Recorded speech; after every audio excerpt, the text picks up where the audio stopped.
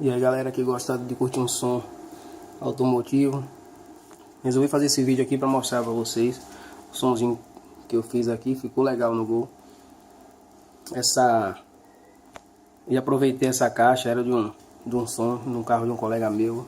Aí eu comprei uma parte, dei uma modificada, entendeu? Não foi feito sob medida pro Gol não, mas ficou bem legal, encaixou certinho. Aqui tem o grave, duas Eros 3K 4D405, 2 suítes Selenium, 3 Eros de 10 médio grave. Ficou aqui atrás fiz esse painelzinho para colocar o voltímetro. O som não atrapalhou por estar na frente, não atrapalhou muito médio grave não. Eu não achei que atrapalhou não, entendeu? Aqui os equipamentos, vou mostrar para vocês. Tirar aqui essa extensão aqui. Ficou esse Taramps 5K pro grave, uma fonte.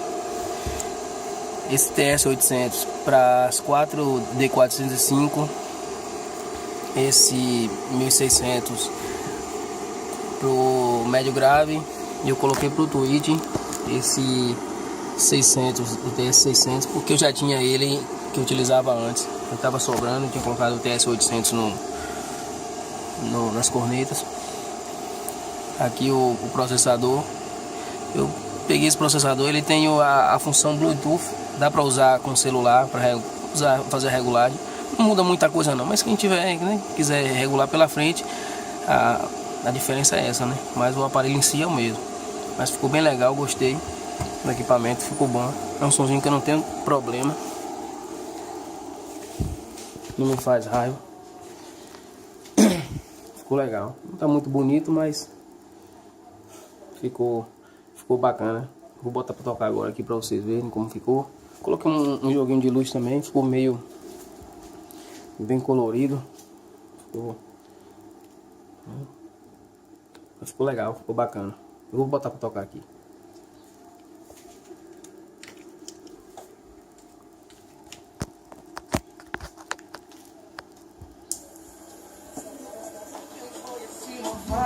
Foi o ex-namorado dela, tadinha indefesa, carinha de princesa. Quem fez essa maldade? Quem foi esse covarde que te deixou assim? Desiste de sorrir, vem cá, não fica assim.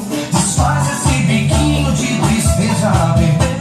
Eu cuido de você, deixa eu te proteger. O vazio do teu peito, nega.